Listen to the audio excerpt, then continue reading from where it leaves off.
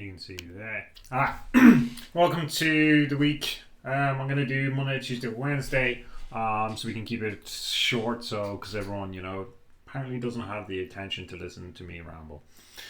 Anyway, excuse the computer going on high alert. Anyway, so we have a few things added for this week. You're going to see some different aspects to warm up. What we're doing is a bit of prehab here, so everything's been hyperlinked. Please click on them so you know what you're doing before class. The point of these is prehab for your shoulders, so the idea is a lot of people have little nigs and aches and pains, some of it being life, some of it being just the aspect of wear and tear.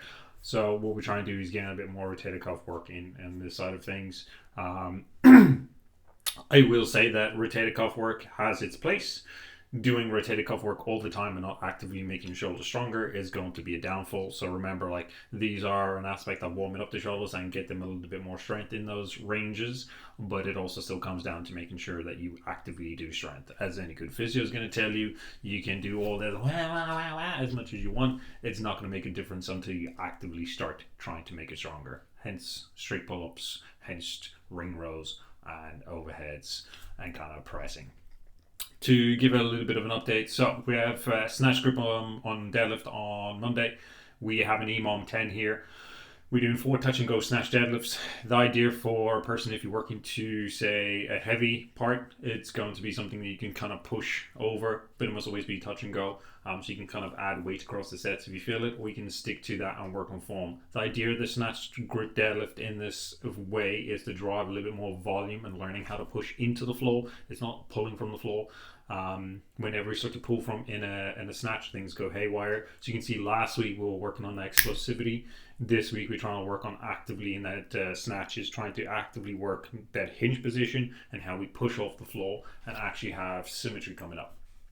The pillar vortum, absolute cracker of a ship, is going to be a nice one. In terms of nice one, we have a buy-in, so everyone has a buy-in. We have dual walking lunges and dual dumbbells devil's press. I've given a fast athlete here, obviously my stretch goals. This means that you need to absolutely floor it. There's a few things that I would highly recommend, is depending on your capabilities. Once again, the target time is 14 to 18. Scale appropriately for you, whether that be a reduction in calories or it's a reduction in the weight for the walk-in lunge. These are dual. You hang in by your side. Should be a lot easier for everybody, and some extra shoulder strength coming into that position. Pace your devil's presses. Everything else can be pushed quite quickly. Be conscious that a devil's press is going to be a backbreaker if you're using the wrong technique. So be a little bit conscious on that. And remember, as always, go into the week with an idea of what your aims are for each workout and what's going to drive you further forward. Tuesday, we got ring dips. This is going to be 50 ring dips for time. Once again, this is going to be a staple. We're trying to build everybody's body weight strength up. Obviously, you're going to be doing it through different ways, but a ring dip is going to be one of the ways, so we can progress to high ring work. That ring dip, 50 ring dips of time, whether it be banded, whether it be toe assisted, whether it be high ring, low ring, use it as a way to test your pec strength, chest strength, tricep strength, and your ability to do it. You want to keep them perfect. If you want to do 50 strict, put it down in the comments. The idea here is that we're giving you the ability to build support, tension, and actively get into that good motion. Now, the long night of solace, we're doing every 3 minutes for 8 minutes, for 8 sets, 10 burpees of a dumbbell and max double lunges to remain time. This is a very big push.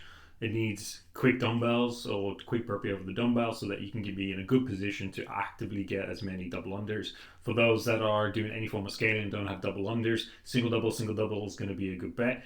If that's something that you're just not in the mood today and you want a lifestyle approach, some crossovers, and get some crossovers into that position. And then the beautiful on the Wednesday is going to be a push press. So you can see how we're kind of alternating that shoulder work perspective. So from here, all there, to the ring dips, to there, we're using multiple different abilities for the shoulder to go through. We're not just sticking to one aspect to it. High charity is going to be an absolute cracker. So you can see we have 5 power cleans. It's going to be heavy, so this is a strength workout. And then you got your 10 dual dumbbell box step overs.